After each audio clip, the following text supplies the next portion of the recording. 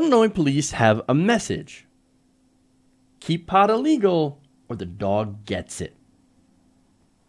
Yeah. I'm not kidding either.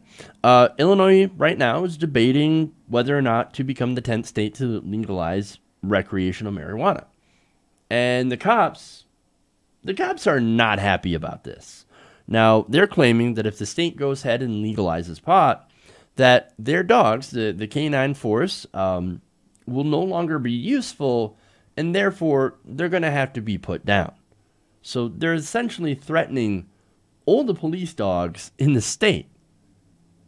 Don't legalize pot, or we're going to have to kill the dogs. That's insanity. Now, Macon County Sheriff Howard Buffett said, quote, "The biggest thing for law enforcement is you're going to have to replace all your dogs.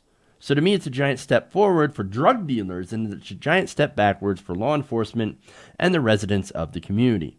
Now, Howard Buffett happens to be a middle child of Warren Buffett, which is interesting.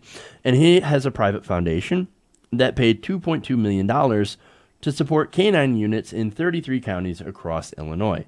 So that's a little background on who this guy is, and apparently why he supports keeping marijuana illegal, because he has a big investment in these dogs. So what the argument here is basically, look, we got these dogs, we train them to sniff out drugs, and if you legalize drugs, then the dogs aren't going to be useful anymore. We can't retrain the dogs. I mean, we could, but it just happens to be super expensive, right? Impossibly expensive. So, well, we can't do that. And of course, they're police dogs, so they're unsuitable for adoption, which means we're going to have to euthanize dogs. We're going to have to kill the dogs. So if you don't want the dogs to die, then you're going to have to keep pot illegal. And don't you dare legalize recreational marijuana. Now, there's a few holes in that argument. For one, they can still smell other drugs. They're not just trained to smell just marijuana.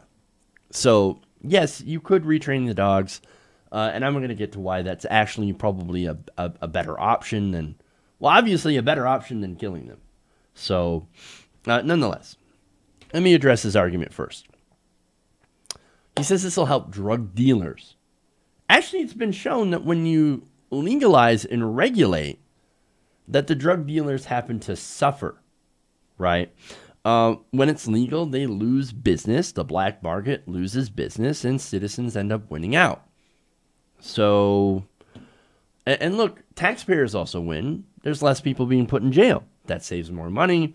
And of course, there's less money that ends up being spent on law enforcement to begin with. Well, that's actually great for the citizens. It's terrible for the drug dealers, but it's also terrible for the cops. But I'll get into that later. Now, as far as the dogs go, right? Well, again, what are you going to do with the dogs?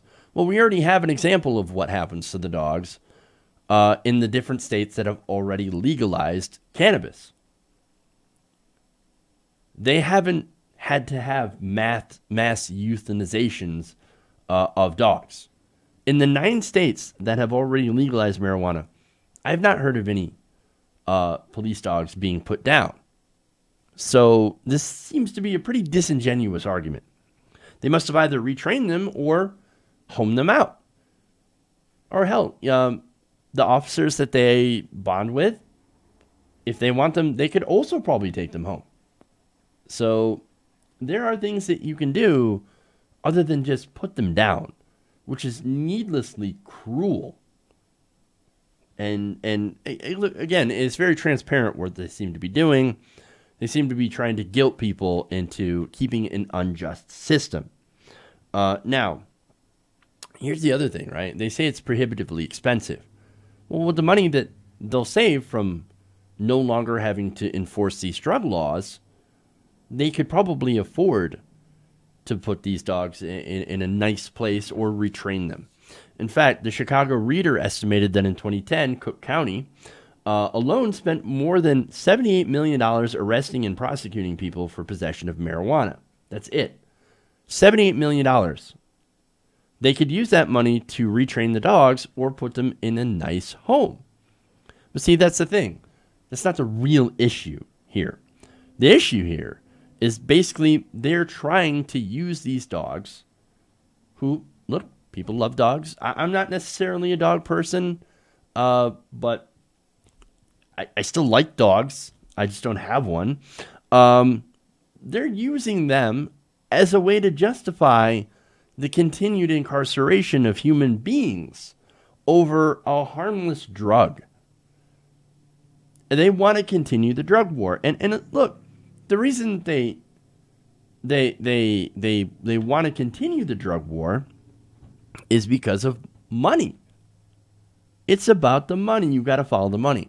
Look, one of the ways that they get money from this is civil asset forfeiture. So what happens with civil asset forfeiture? Well, if a cop believes that, a house or a car or whatever, or money has anything to do with drugs, well, they can take it. They can take your house. They can take your car. They can take whatever the hell they want. So that's legalized theft by the state. So that's something the progressives and Republicans, conservatives, can get together on. We both hate that kind of big government. Get out of our lives and stop stealing our property. So, but the reason that the cops love it is again, they take the stuff, they keep the money, and then they sell the things for money.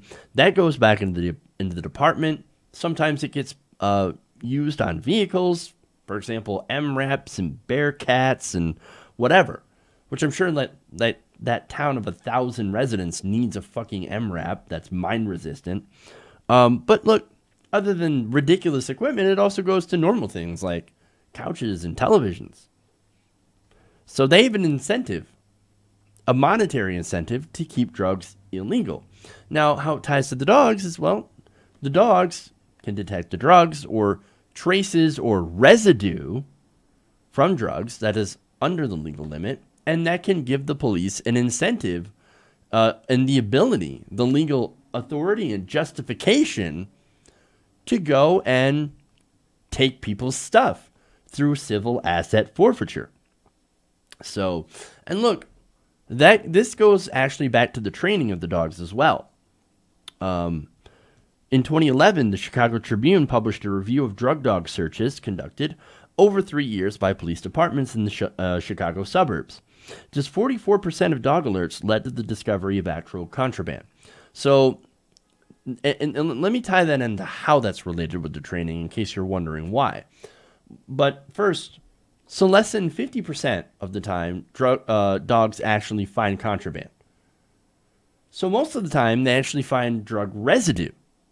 But, of course, that's enough for the cops to use probable cause.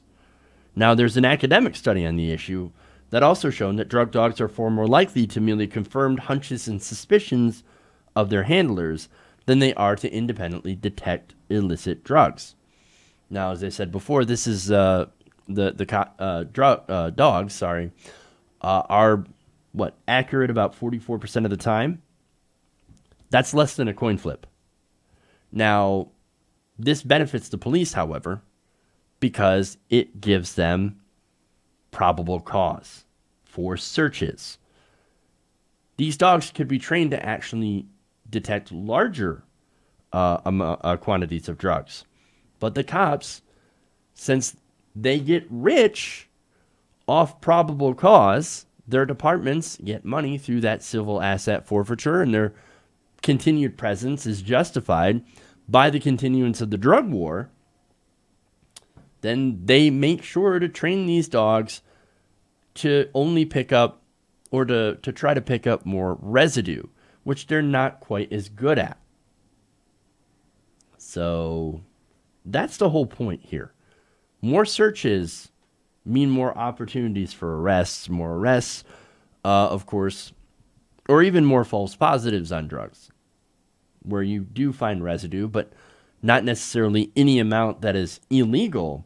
Then that means you have more opportunities to either arrest someone or to seize people's assets. And the thing about this is that it's very, very difficult to get your stuff back once it has been seized by police. So that's another thing. Oftentimes, actually all the time, it is dependent on the person who has had their stuff stolen, their property taken by police, to get legal representation and to fight to be able to get it back. So all the legal fees and things are on them. Well, if you have a $3,500 car, not really worth too much, but still decently, it's still look, it's more expensive than the car that I own. Okay. It's twice as expensive as the car that I own. If my car was taken by the cops and I had to hire a lawyer and go through all this legal bullshit to get it back, it wouldn't be worth it. So in a lot of cases, they do stuff like this. They take somebody's car and then they sell it at auction and they just pocket the profit. It is legal theft.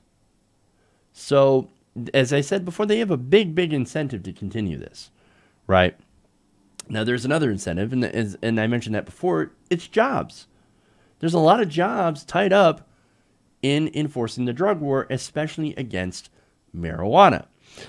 You've got canine cops, for example, drug task force, narcotics detectives, and all these different things that are tied up in specifically going after drugs. So we have right now a system that has monetary incentives put around putting people in jail over a plant.